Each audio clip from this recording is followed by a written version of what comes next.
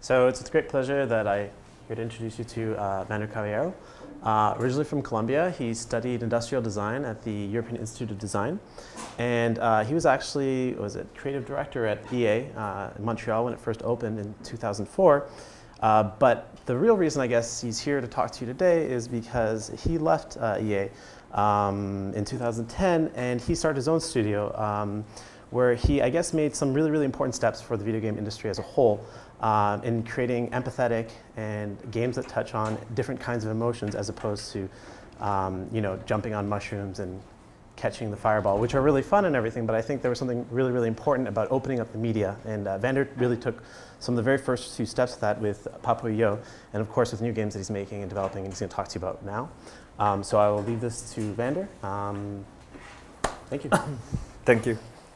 Where to start? So I'm going to tell you a bit of my time at EA, so you get a bit to know my creative process. And I worked at EA for 8 years. That's a really, really long time. And I pay my dues to the company. But to start, my last game I was working at EA was Army of Two. It's two mercenaries, a co-op game that you go to Iraq to kill minorities. And my job in the game was to create a connection between these two guys. Because I come from a different angle. So I was sitting down in a table filled with white people. I was the only Latin guy. It was incredible. And all the other guys were from England, from Canada, Quebec, but they're all white Caucasian guys. So I had this sensibility. So my job was to figure out a way to bring these two guys together through mechanics. So I met one mercenary who came to our studio, really, really scary guy. And he never gave the back to the door. He was like a cat. And then it was really stressful, really strange person. And they asked him, what happened if you're in war and suddenly your body gets shot? Like your best friend gets shot. And he told me, if the bullet goes through your arm and it does not break the bone, I take out a female tampon and I stick it. And I went like, oh my God, that's a crazy idea. This is the modern version of what it is, but I thought to myself, wow, this is blood, life, and death, menstruation, life cycle. It was really crazy, and I did a prototype, so I went there with this prototype, and I showed it to the guys. All of them freak out. It was my purpose. I wanted them to freak out. And one of the guys said something to me that it was really astonishing. Men should only be penetrated by bullets. And I went like, oh!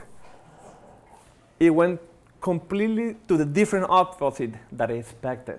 And at that moment I realized something that was really hard for me. I was realizing that game actually they're power fantasy imagined by Caucasian guys and supported by producer and creative directors. And I had to black down some of the pictures of these guys because I did this presentation before and some of the guys came out and they were not really happy that I said that to them. But my point is like, if these guys, I know for most of them, I know for a fact that they haven't experienced a violent death in first hand. They haven't lost their brother, their father, their sister to a violent act. If they did, they will do in completely different games. So gameplay is shooting and stabbing is fast and it's easy. It's really rewarding. And when you play a shooter, it's really fun when you're a teenager, not when you're getting older. Then it's fast. It's kind of what we call digital cocaine loop. You go there, you shoot one guy, you feel threatened that the other guy's going to kill, and then you kill the other one, and then you go to this cycle of digital cocaine that you just want to kill more and more and more. But then what is really difficult is empathy. Empathy is really slow and hard, and that's where I want to focus on, is that emotion of actually caring for someone else. And it's hard to be empathic to someone else, especially when they have really hurt you. So I want to make a game about the victims, the powerless. So I was born in Colombia, and I saw little girls.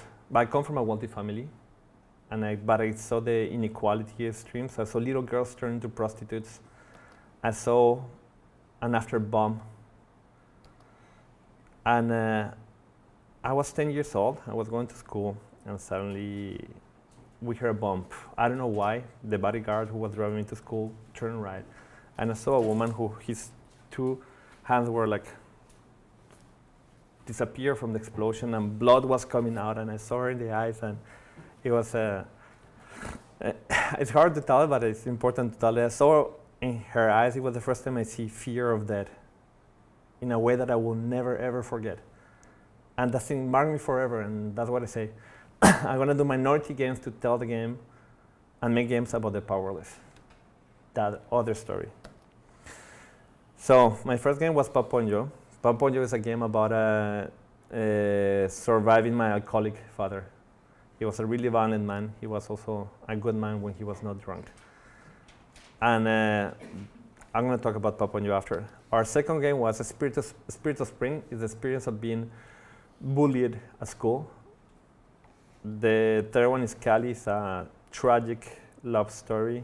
I'm going to go deeper into that one. And our final one is Time Machine VR. They all have something in common. You're gonna see through the experience, so through the presentation. So first thing is that Papo Yo was created for the PlayStation 3. It won an award. It was nominated by, we won many awards, but it was nominated by the Times Magazine as one of the top 10 games of the year. It was the first time a New York Times gave a full coverage in the art page for a video game. So I was really happy about that. And then we moved to Spirit of Spring, who's a really difficult game that we moved to tablet. And that transition, it was really, really hard. I think you believe that, the input device completely changed the way you tell your story. And the platform, it really changed the way how you create gameplay. And the beauty of that is VR is coming, and VR 2016 is going to be the year of VR. And we get a whole new set of tools that virtual reality brings to us that's going to change the way we create games. So let's talk about Papo Yo. So when I left EA, this is the first game I wanted to do, and then the best way to explain it is this video made by Kotaku. I love this video because we didn't pay for it. I just found it on the internet and really well explain what the game is about.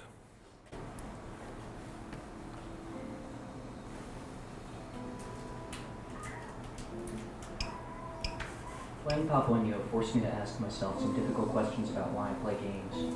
Do I play to escape the world I live in, or do I play to face my past? To carve out a virtual space, a safe space, where I'm allowed to slay my inner demons? It may make you ask similar questions. That's why it's one of the most important games to come out this whole year. Papo Yo begins with the following dedication. To my mother, brothers, and sisters, with whom I survived the monster and my father, Vander Caballero. Caballero is Papo Yo's lead designer. He's also a survivor of an abusive alcoholic father, and the game is a way for him to explore the abuse that he had to deal with growing up. In the game, you play as Kiko, a child attempting to escape his abusive home life by creating a magical realist fantasy. In the favelas of Kiko's imagination, he is no longer a trapped, powerless child. He can lift buildings, move blocks, and explore. He even has a robot companion that helps him fly and turn switches. Everything is magical and wonderful, until you meet Monster. Monster is a giant, lumbering, pink ogre. He is fat and lazy, yet oddly charming in his own way. There are times when you even grow fond of him. But then Monster will get angry and violent, chase after Kiko, throw him around and make him feel weak and helpless. It's up to him to overcome Monster, to maneuver around his fits of rage, and eventually find a shaman that'll help him overcome his inner demons. That the game is a puzzle platformer makes sense given the subject material. Games like Portal, Ico, and Psychonauts have all flourished in genre, because the focus on non-violent problem-solving allows players to work through nuanced plots without being forced to kill. Games are often maligned as being escapist, fantasies that we use to distract ourselves and smother the noise of the outside world. Papo Yo defies that idea. It's a painful, autobiographical story of abuse and redemption, a glorious hero's journey for anyone out there who's ever been molested, raped, or abused. It's adult, touching, and personal in a way I've seen few games ever be, and a benchmark for what I hope they will become. Why do I play games? I play games for moments like this, to be shocked, surprised, and moved. I play games to grow as a human being, to face my own monsters, and if I ever see Vander, I'm going to give him a hug, because he hasn't just made a game, he's made a work of art that's brave, therapeutic, and wonderful. That's why it's important, and that's why you need to play it right now.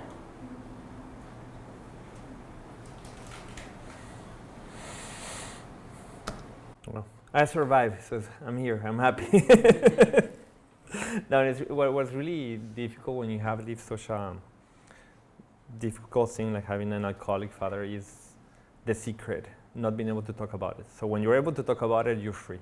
And that's something I wish for everyone who lived that experience, to be able to talk about it. So there's 3 things that I pay attention when I make games like this: the journey, the balance, and the design intent. What I mean by journey is this one. It is, can you bring someone from a place of sorrow to a place of enlightenment?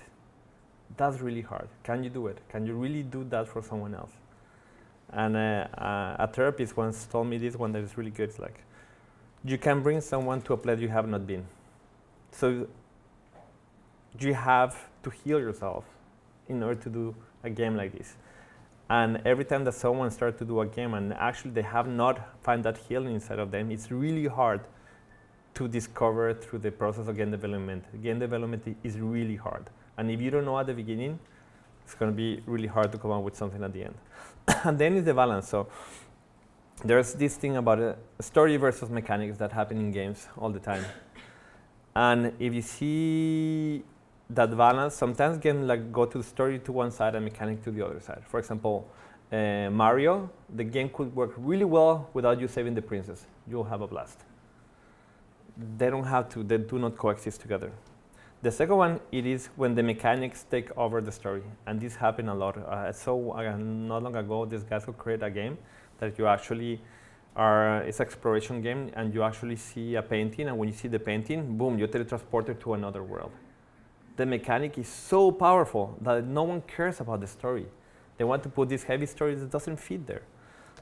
And the second one is when the story takes over the mechanics. And this is another terrible thing to happen. The real magic happens when story and mechanics come together. And that is what Papo Yo is about. So in terms of story, this was my experience. I love my father. I fear my father. When he was in that fits of alcoholism, I was confused. I was angry. I felt guilty because I hated him, but at the same time he was my father and had this feeling of guilty. It was really confusing. It was an horrible feeling. And I wanted to bring that to the mechanic in the game, so people feel that minute to minute. So the mechanic in the game is about you have good monsters, or he's an AI bot moving around, and then you can play with him, you can play ball with him in order to, the game's about solving puzzles, so you have to bring him to certain areas. So it's pretty nice to play with him, but then there's frogs in the level. So when there's a frog and the monster sees the frog, he run after the frog, he eats it, and he turns into flame, and he starts running after you and start actually attacking you. And that's a really terrible feeling, and everyone who played the game and most of the people who come from a background like I did, it was like a really punch to the stomach. And then what happens is that you find a rotten fruit, and you give that rotten fruit, and the monster vomit the frog, and he come back to normality. So that is where the both came together, and actually it's one-to-one, minute-to-minute experience are reflected in the mechanics. And when you do that, boom, you have it. That's the games that we have to be building today. So one of the things interesting is the reason I was able to do it is because I spent 10 years in psychoanalytic therapy. It was a long process. So what I did is just decompose how I dealt with this, with all the guilt and the rage, and then I transform it into a game. So it's therapy in a box. So Papo Yo is therapy in a box, and it's beautiful. It's beautiful because it's completely different than when you make a movie. When you make a movie, yes, you can go watch a movie about an alcoholic father, but the temporality aspect of it is not as touching as when you're playing a game and actually the monster is attacking you and it's in a fit of rage, and he's actually there, and then if you want to throw the controller, you know that to keep moving through the game you have to play it back. It's really, really intense emotion. And finally, the design intent. So, to the story, it is we have this overarching act of the hero journeys on how to overcome being abused by an alcoholic person. That one. And then design intent. So design intent is something that is really important, because sometimes when you're a game developer, you get stuck into the code process of coding or designing stuff, and then you forget what you're doing it. And that is really important that you remember every time while you're doing it. So for example, at the beginning of the game, I wanted to give people the sense of power. So that is Kiko lifting up a box and that box move another house. And when you're playing the game, you feel like, wow, I'm so powerful. I'm in the imaginary world of this kid. So we designed a mechanic specifically to make you feel like that. Then when Mustard eats the frog and he starts attacking you, it's such a hard moment in the game that we need to balance it out like I did in my life. So when my father was drunk after, okay, he go to sleep, and then when I wake up next morning, what do? I play Lego. I find something to do to make me forget about, get some control in my life. So it was always about playing and building stuff. So the next level we created after that one is, this one is it's one of the most beautiful puzzles. You go collecting houses, and these houses transform into this snake that's gonna build a bridge to go to the other side. And it's one of the most beautiful and fun puzzles of the game. And I think the fact of it is that it came after a really tragic moment in the game. So suddenly that is the design intent is crucial for delivering an experience. So for example, one thing that we had to pay attention to was the fun, the notion of fun that we have. So a lot of level designers in the game created some levels that were really, really fun. And then I played them and said, this is really fun, but it doesn't fit at all in the story. So we have to cut levels that were really fun. And for the designer, it was, what? I had to call levels that are fun? What is this about? It was really mind-blowing, that one, for some of them. So an example of that one is like, I caught a really fun level and I put this. This is one of the final scenes when you meet the shaman. And this status, they're supposed to be the characters in the game, and when you pull this lever, you see the real life. So this is a monster running after Alejandra, but when you pull the lever, you see that it's an actual guy trying to molest a little girl.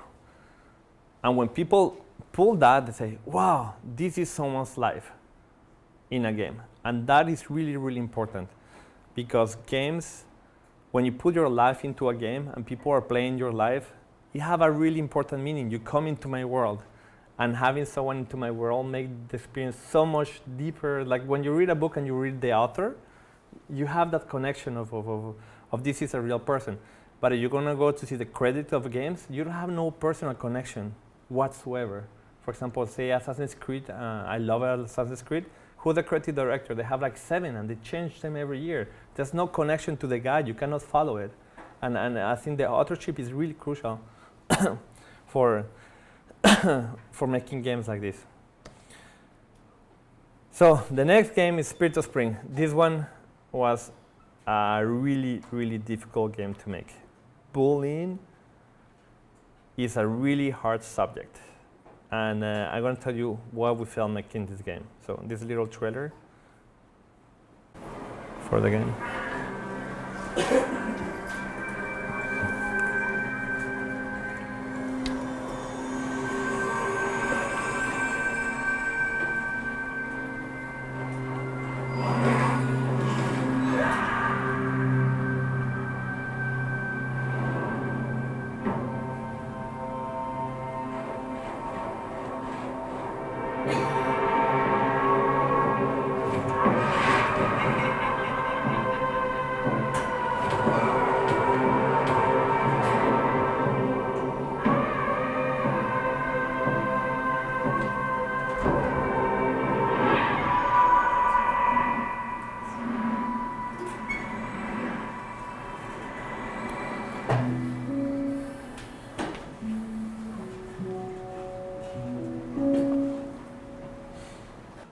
So let's go and analyze this game in terms of journey, balance, and design intent. So the journey started like I just finished Papo. I just couldn't do another emotional game. I was like, oh, I can't.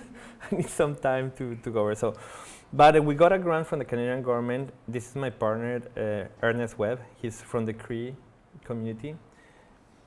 And then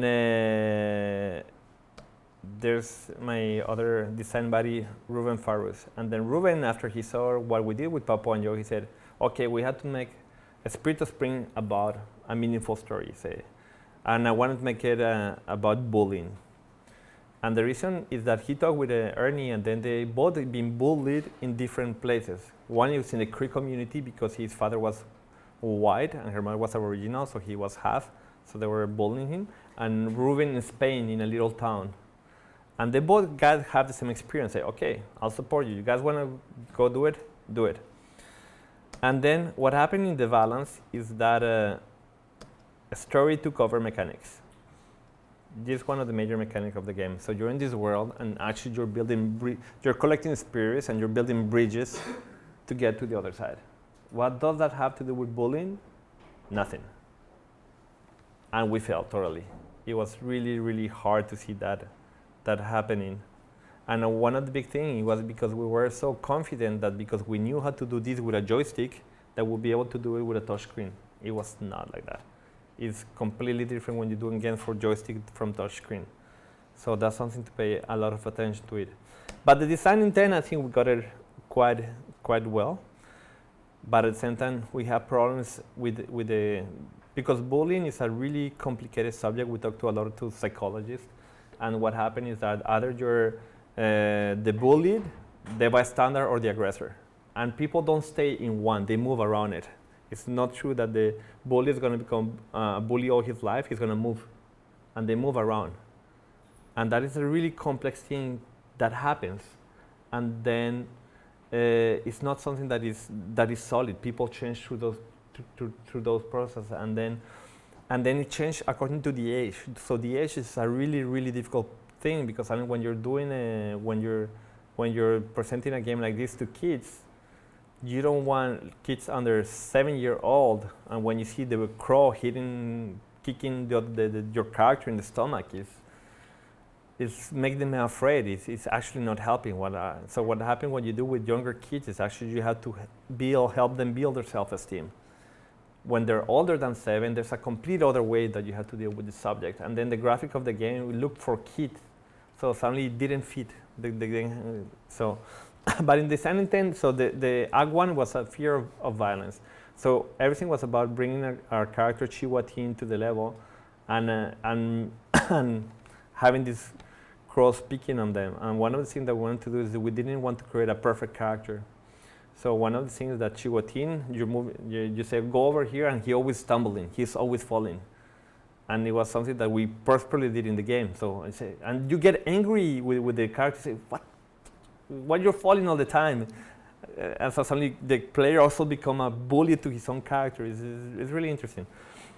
And then what happened is that then we bring into the space of anger and impotence. So when you were bullied, you just want to get back to the person who aggressed you, and you just want to punch them, but that's what you want to do in some kind of rage, but you feel impotent. That's the reason you don't do it. And if you do it, you will never overcome a bully by punching them. Because what happens is when you punch a bully, then yes, they may stop aggressing you, but you're never going to become the cool kid. You're always going to become the weirdo guy who kicked the bully. So it doesn't work. You actually don't solve the problem by doing that. And then we bring it to this moment that is the false power. So there's a little fox in the game who tell you, I have the power who's going to help you to overcome the bully. And it's kind of, right now what happened with the Tale of Spirits that you build right now, that Tale of Spirits become kind of a bazooka. You actually start destroying everything. Everything you touch, you destroy. Like the trees, everything that go through your path, you start destroying. And it's kind of like you make a first-person shooter and you give the bazooka 3/4 inside the game. And people go there and they have a blast. They say, right now I'm really going to kick those crows' ass. And then when you get there, actually it doesn't work. They actually punch you again. And that's one of the fake parts, that's one important part of bully, that false premise that drugs can give you or other type of stuff. And then finally we bring into the despair and shame. So suddenly at the game, there's a point in the game that actually there's nothing you can do, you don't know what to do. And then you just sink through the ice and you go through the bottom you get to the bottom of the ocean, and it's kind of we want to evoke that loss of hope, suicide. And then when you get there, you get to a sequence that you actually start healing your best friends. And we bring it to this point of that the real power is confidence and your friends. That's how you overcome bullying. It's a really complex thing. And I'm so sad to see that the game didn't work as well as we thought it would. It's just because of the complexity of the subject. Good, so let's talk about Time Machine. We move into VR. And whom of you do VR? Whom of you have tried virtual reality? DK2, DK1, DK2? Okay, good. So,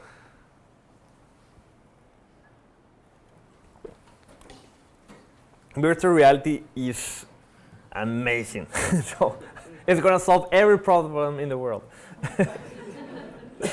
I know, because when I came out from school, like my first job was working in a virtual reality firm like about 20 years ago, and it was really, really touching to actually be just coming out from school and getting a job doing virtual reality. But it never picked up because of the cost of computers. In order to run a really good simulation, you needed a $700,000 computer that no one could afford.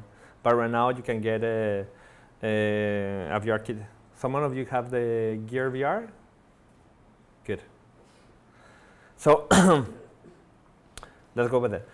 So there's 3 important things that VR is bringing us right now: scale, gaze, and validation. I'm gonna one by one. So what happened with scale? Wait. I'll show you a bit of the trailer what we're doing with Time Machine.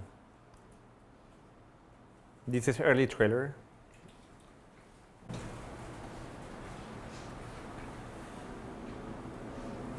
Hey. Coming in live though.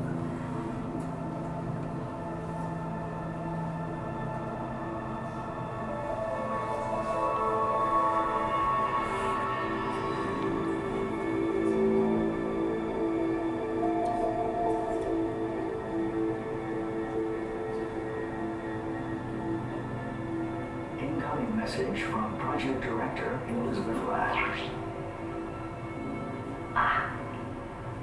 My time traveler, I hope you're ready for what lies ahead. I've never wondered why it is that all children love dinosaurs. I remember being so small and looking at those huge bones. That desire to understand, that's what spurred Marley Research, my company, the pursuit of time travel. So you see, the entire museum, it all began with the dream of this journey. I always thought I'd make the trip myself. But it takes a strong person to put their faith in others. I should let you go. Safe travels.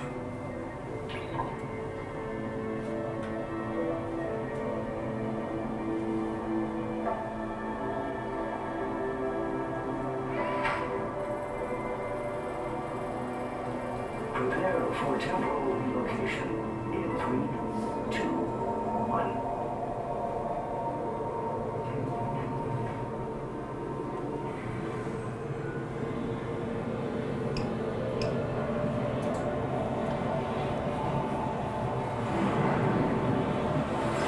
Congratulations. You're officially the first human being to visit the Jurassic period, that we know of anyway. Tag several with a tracking probe so we can better understand their movements.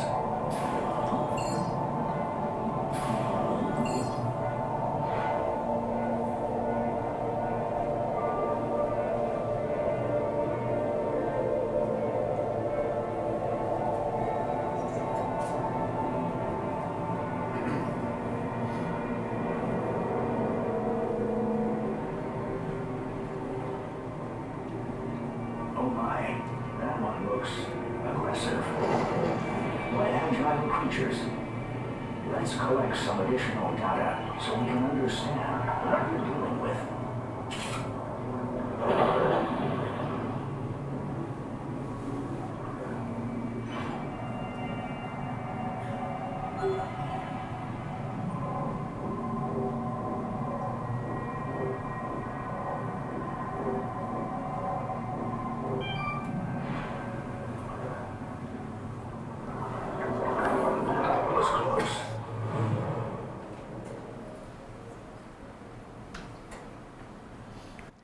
So the hero in these games are scientists, so you guys should be really happy about it. And then you actually go to the past to actually collect data from the underwater creatures. So let's talk about scale, guys. And so scale is something that is hard to understand when you get into VR. This is what we got used to watch stories and experience stories. So you see that one Humphrey Bogart in a theater, and if you actually put a body to that huge head, that guy will be big as Godzilla. And it doesn't. So we got used to treating scale and illustrated in a completely different way that virtual reality actually works. So in virtual reality, you actually get the real sense of a size. It's really impressive when you're there, and you actually get, oh, that's a really large creature, and actually it goes to your reptilian brain, and you actually trigger a lot of figures that you couldn't trigger if it was not on VR. It's really, really powerful. So there's a couple of games that came out, like this game's called Africa. It's a safari for the PlayStation 3. It's a really beautiful game, but you don't feel afraid like it is. You don't feel afraid of these creatures, and you actually what we ended up doing in games is playing with symbols. Because we couldn't feel in a 2D game, you couldn't feel the scale and the fear that brings to you. So we make games, we start playing about viruses, zombies, and death, and we make them bigger and uglier. But in reality, if you get close to an elephant and you're in the jungle and that thing gets close to you, you actually start running, you freak out. And that's what happened in VR. So VR is giving us the beauty of nature back, and we can use it to make amazing stories. So, Cali, I'm not gonna go too deep into the game. I'm just gonna tell you a bit of the story. So it was when I was a kid. Okay, another terrible story of my childhood. I fell in love with the daughter of a prostitute, and I was a rich kid. It's Romeo and Juliet. Terrible story, terrible ending. And I think I can do that game in VR because of gays. Have you guys tried Coffee Without Words?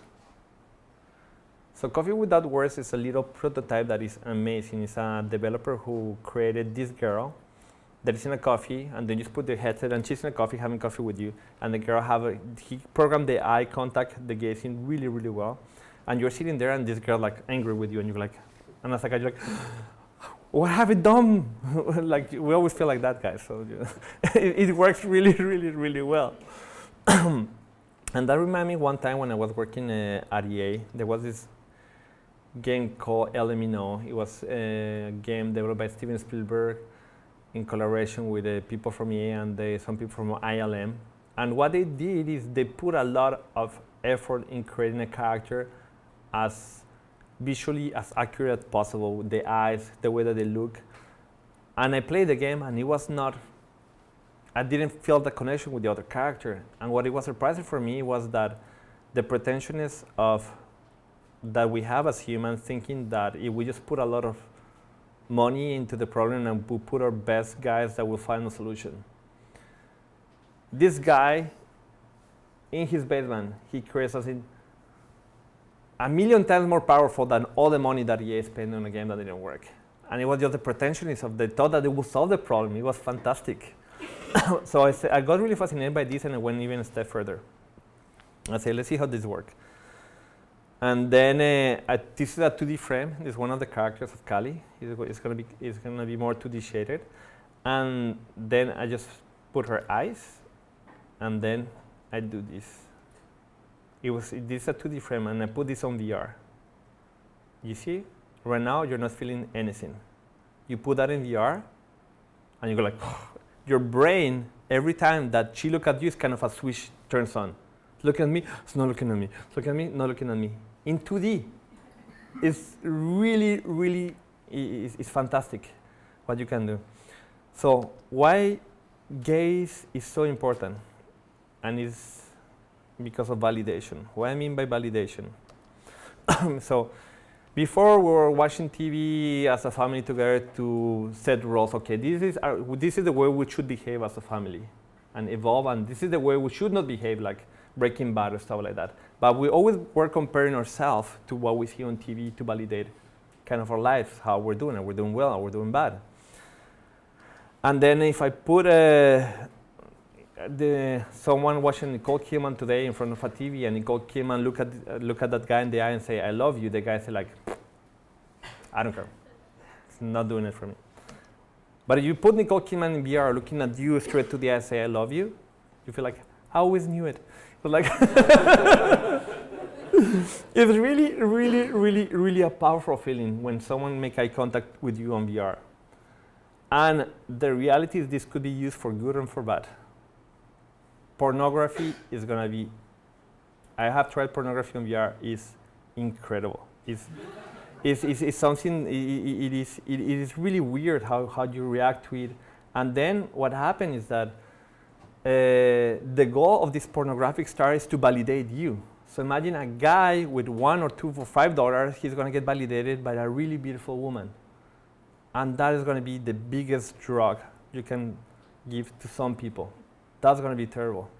And right now we have to be careful for that one. But it's not only happening in the pornography side, it's gonna happen in the politicians. You're gonna have all these politicians who have an amazing rhetoric talking to you in the face. Like if you try the one of Bill Clinton, it's not that great what Felix and Paul, but they shoot a piece of gear VR right now. You're in his office in New York. And it's amazing. You're there with Bill Clinton. He's talking to you, and right away the guys take you. It's like the rest of the editing doesn't work that well, but it's really, really powerful feeling. So there's a lot of things that can happen. So this is the beauty. The past is gone. Gaming, PlayStation, mobile phones, all that one is gone. VR is coming, and is the most powerful tool I have ever experienced in my entire career for storytelling, for engaging people.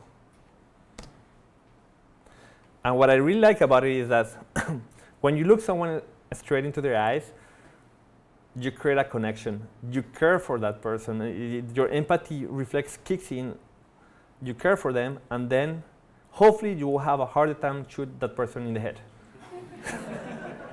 So I think VR is going to change violent games. It's going to tool is so powerful that's going to bring it to other places. And if you can see how each platform have their own affordance.